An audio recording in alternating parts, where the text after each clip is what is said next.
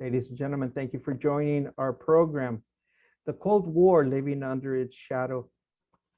This is a series of interviewing individuals who were directly impacted by it and are willing to come on the show and share how their personal story surfaced, how they were impacted, their families were impacted, and their views about it. One person today that we're going to interview is Irakli Gabriel, also goes by Dr. Duende. Yeah, I like the title.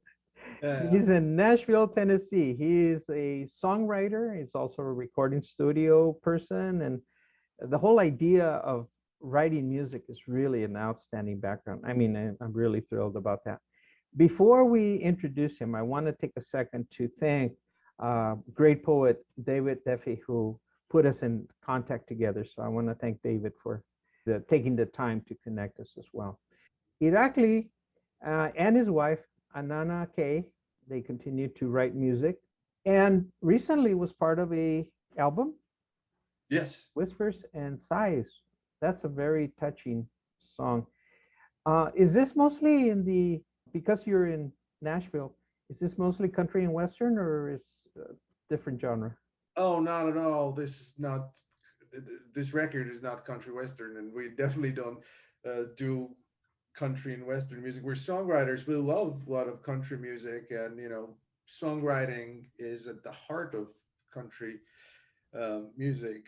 And but this record is I don't want to say fusion, but it has some European elements of classical music as well as sort of more traditional American folk and blues and rock and roll elements. Oh, So that's it's really cool. interesting mix of We're gonna have music. to do a different show on talking just about songwriting. That Oh, you I have would to love to. Yeah, sure. share that as well. What makes the interview very, very interesting for me, and when we're talking about the Cold War, is that you were born and raised in Georgia, the country that at one time was under Russia, i.e., Soviet Union. Now it's an independent country, and it has the one of the points of fame is that Joseph Stalin was born Here we go. in the country. I can't change history. It was Uh, there. Please don't. Please don't. Yeah, it's important to keep it. As much as I don't like it, we can't change it. He was this. If I can take you back and ask you to reflect on your childhood years living in the country of Georgia and living under the Soviet Union, especially understanding that your country goes back almost to the copper age. I mean, your country has been around for centuries. Your people have known for centuries. So it's not like people moved there all of a sudden. You were born there. What was it like? What was it like in your years living there? Well, I mean, childhood, I have nothing really bad to say. It was as a childhood, it was a wonderful, wonderful thing. I mean, it was peaceful. I had a nice family up until a certain point. Everything was going great, and it was pretty peaceful. Um, However, you could, as my memory as I'm jogging my memory a little bit, starting around age of 7 or 8, or 6, even when you start overhearing some news broadcasts that your parents or your grandparents are watching, or you start seeing newspapers, you realize that there's a problem going on in the war in the world and between two countries, which now we call Cold War, right, as we remember it, because there was definitely aura of threat and fear, huge fear that Third World War would break out, And the Americans were, of course, the evil imperialists and bad guys who are, bloodthirsty and so on. And the Soviet Union, we were at the time, as it was portrayed, peace-loving, we're just wonderful, we're just wonderful. I don't understand what's going on. What do they want from us? That was the narrative that was constantly pushed. um, but it was pretty strong because you would think that the the ghost of World War II was very much alive. You could see it everywhere. We grew up on the stories. Both my grandfathers served there. It was a one horror story after another of World War II of the Nazis. Most of the movies and television programming was still about the war, documentaries. So we grew up knowing that it's a very, very horrible thing that just happened recently. And the idea of a third world war possibly happening, and now with nuclear weapons, I mean, that's pretty terrifying to be hearing about it every day. So I do remember that, and it was quite horrible. Of course, Taking later I learned that Americans were fed similar narrative, how the evil Soviet Empire and Russians there just wanted to eat everything up, and Americans were the good guys just defending themselves. Let me ask you about the narrative of at that time. Was it the process that the United States was going to invade Russia and bomb everything, or it was just going to happen from one day to the next for no reason whatsoever? Do you remember that kind of discussion? Well, I remember the idea was then that I mean, it's a fact, there was an arms race, right? And both sides were blaming each other for constantly escalating it. And they were saying that Americans, they want to dominate the world, and Americans, I guess, were saying that the Soviets want to dominate the world. In retrospect, probably they both were absolutely right. but but it does sound terrifying. I would think like, oh, because you watch the movies of World War II and you see footage and you hear stories. So in my head, you start imagining like, oh yeah, that there's going to be a huge atomic bomb or a missile flying through the blue sky. you know because they had those the trainings in schools. Even in America, they said like they would have teach kids to go under the tables, in school. So Wooden tables, wooden tables, yes, right, because they because were that would help you they grow catch up. they don't catch fire in an atomic explosion. Right, yeah, no radiation gets through that, right? Yeah, No, so no, no. right. So we did that too, and I mean, it's ridiculous. It's not. It's pretty terrifying. So I remember that. Then that was not a nice thing. But other than that, my family life and going out in the countryside and home, those I have beautiful memories of my childhood in that sense. As you were getting older, was there talk about you having to serve in the Russian military? You were going to have to be Oh, inscripted. You were going to have to. absolutely, absolutely. You know that Afghanistan was happening, right? Afghanistan. So everybody who had a son, male kid, was deadly afraid that eventually the time would come to serve. And they were very afraid, my grandparents and my parents, to the point that I think when I was 10 or 12 or something, and that would have been, maybe like 85 or something like that, before Russians withdrew. My parents and grandparents tried to bribe some doctor or something to make a, little story history that I have serious medical condition that I couldn't serve. That was a common thing to do. But yes, definitely we were, it was, there were story after story, just like Americans in Vietnam, of kids going off there and they're coming back in coffins. Wow. Yeah, that was big thing. How did you manage to leave Georgia and become part of the world citizenship of I moving did. around and then going to the US? Well, that's the interesting thing, because technically I was never a refugee in a sense, because I left the Georgia at a seemingly very optimistic and wonderful time, right in 1991, right after Georgia declared independence, after this huge movements for Georgian independence happened, huge demonstration, protests, big turmoil, and it seemed like the big dream was achieved. We had our first democratically elected president that was hugely popular at the time. and there were a lot of new opportunities and reasons for optimism, or so it felt. And I happened to enter writing competition in a foreign language in German, and I won it. And as a prize, it was a 1 year exchange program abroad. And it was just, it was like a thing. You just won, and it was really good. You're going to go abroad for 1 year, and it's a good experience. And you're going to come back, and I was going to continue studying at university in Georgia, maybe like international relations or something. That was like a big thing. Everybody was like, "Oh yeah, you should do that." Um, but as I left, and I happened to go to Norway, which I love very much to this day.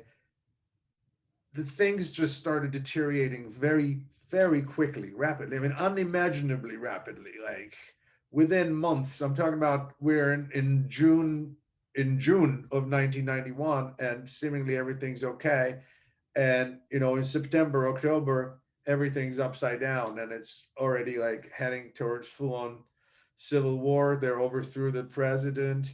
The supporters of the president and the opposition who became the position, they it was just full-on brutal war, civil war. So I was in a shock because all of a sudden you're in Norway living in a host family with Norwegians, you're studying, and then you can't go back. All of a sudden your country's up in flames. You're cut off completely. And back in the day, it's not like there's no internet, nothing. You're getting some letters every once in a while. The phone works because most of the time it doesn't. You can't get through. So if you can't get through someone, you can't even hear. They're yelling. They're saying, "No, it's horrible. Don't come back. Do whatever it takes not to come back." And it was pretty wild. It's just all of a sudden like, okay, well, what does that mean? How did you feel? I mean, you sound like you were close to your grandparents to hear them tell you, don't come back. Very serious, because I would never ever imagine, because they were reluctant to let me go, because they loved me, and I was you know there were a lot of good things happening in Georgia at the time. It seemed like it was changed for the better. It seemed like that. So when they say to their only grandchild, and my parents to their only child, like, there's no way you can't come back, man. It's like you're gonna die. It's just bad. You're gonna, it's gonna be bad. It's serious, because they would never ever say that. When So I didn't really have. I didn't feel like I have my choice. But I mean, honestly, I was so disillusioned and so heartbroken that such a divide happened in a country, in a society that seemingly just months ago was very united and very optimistic. It was a big lesson of how quickly things can escalate and turn into just complete nightmare. It's very weird. did you ever get a chance to go back and see your grandparents? Yes, I did. I did. Thank God they lived a very long life. They both passed away 5, 6 years ago in their 90s. So after 2000s, things got better. I went quite frequently and got to spend some time with them. Yeah. Question comes up, yeah, and something because of what you were sharing. We were talking about your upbringing. How were your parents and grandparents impacted? Because they went from close to the end of World War II all the way up till they passed away. How do you see their lives having been impacted by the Cold War living in Georgia? I think, well, my grandparents lived through something much, much worse than Cold War and then the 70s and 80s. I mean, it was a piece of cake compared to 1930s and 40s, because, the Stalinist repressions that were, and then subsequent World War II. I mean, that's like very serious business. I don't know a single family in Georgia really who didn't lose a member of their family to, to the concentration camp in Siberia, or they were just straight up executed for I don't know what reason. Anybody could have been declared the enemy of the people. It was very, very common. People got taken away and disappeared overnight. Um, so they lived through that, and then the war comes, right? And the war didn't physically come to Georgia. The Germans never quite made it. They were stopped by Stalingrad, but my grandfather was in Stalingrad. He fought there. His two brothers died in the war. He got wounded, but miraculously survived, and came back. And it's like every family has a story like that. So when you are raised on that and you grow up with that, yeah, I can only imagine what they went through. And that's not a joke. It sounds to me that because they were so loving, that they actually tried to shelter you away from all those stories. Yes, you were absolutely right.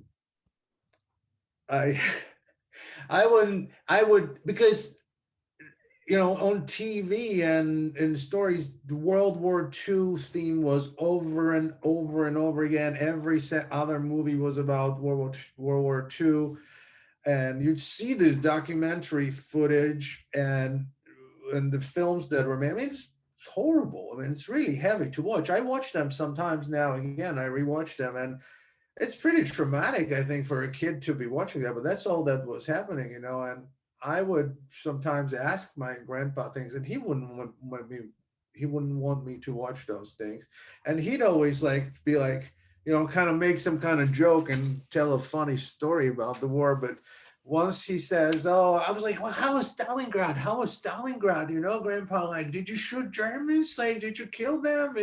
Like, and he was like, "Oh yeah, I remember like one time I went out, for a smoke after the, bombing and shelling was over, and I saw the kids and they were sledding, and I just walked over there and I was wondering what they were sledding on, and then I realized it was frozen corpses that they were using as sleds. And like after that, I was like, I don't think I'm going to ask any more questions." You're beginning to sort of become aware of the Yeah, cruelty that was no aware. more questions. Were you ever in a situation where, when you were a child, not to say certain things, or you weren't supposed to, shout out anything as a child that you may have heard Absolutely. from someone else? A sense of Yes. silence? All the way up to I think to the perestroika glasnost time. You remember those terms, which is mid 80s after Gorbachev, really 87, 88. It was pretty tight. Especially my grandparents and parents were like, don't say this there and there. We may say this in the family, but don't repeat it, or something like that. Whether it was a joke or whether it was some kind of critique of a government, or something like that. I was like, on the strict orders not to say unnecessary things. Once, my uncle was always the rebel in the family. He was the closest person to me, to this day, and he was very vehemently anti-communist, and he would not hold back and say stuff to me, and I would pick it up. And once I said, "Oh, those communists, blah blah blah," and I remember my grandmother and grandfather, they just like lost color in the face. They were just so frightened. They're like, where did you hear that? What's all going on? Where are we all screwed, doomed? He's gonna repeat it. We're gonna lose our jobs. They're gonna arrest us. But none of that happened. Things were already a little better. It's It just was old not. habits, hard to break.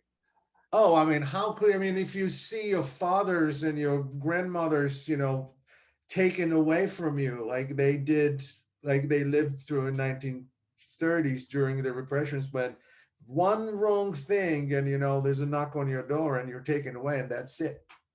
I mean, that's it. You're gone. Uh, I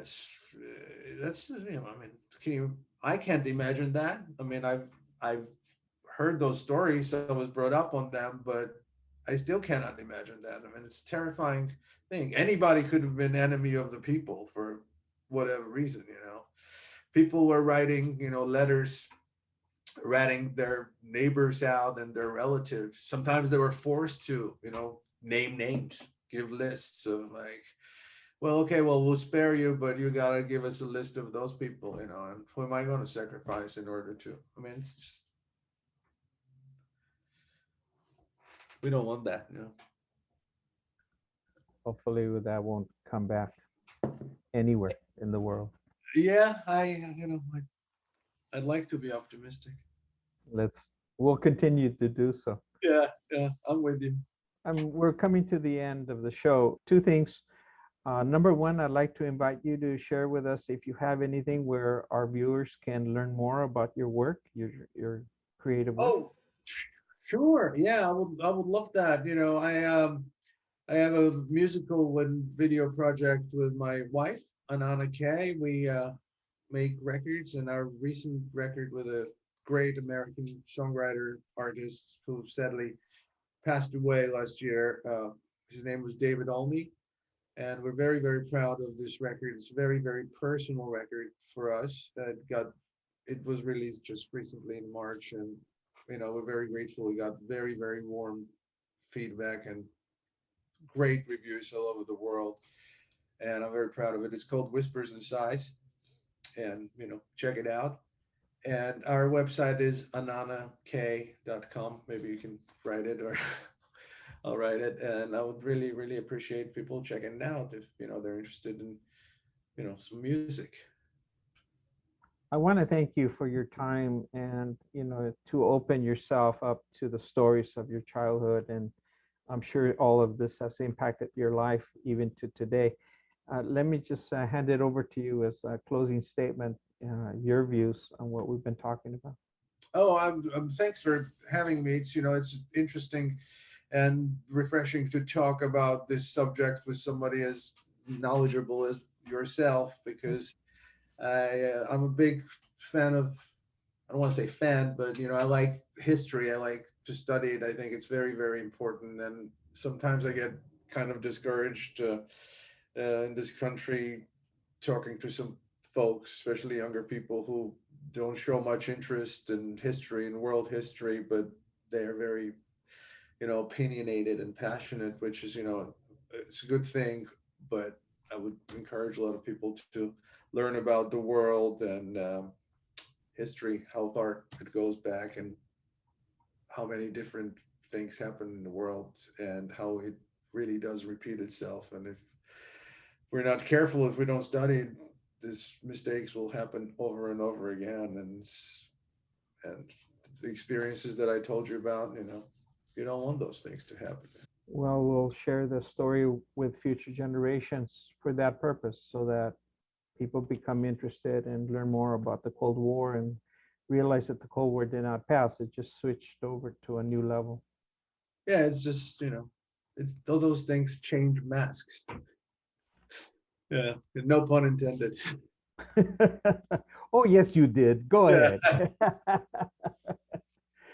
Irakli Gabriel, I want to thank you very much, and also for your family, also your wife, for lending you time also to get away from the recording studio a little bit and from Oh, writing more yeah. music to share the story with us in the public. But I can't thank you enough for your time. And again, we thank David Duffy for putting us together as well. I Oh, can't yeah. thank him enough as well. He's a great guy, and I Oh, love working with him as well. So great. Well, my pleasure, Armando. Thank you. a success to your songwriting. May you continue. And I'm going to dig you up, look up at website, Okay. ananak.com, Yes. and I'm going to look it up and listen to the music. Thank you, sir. Thank you, everybody. Okay. Adios.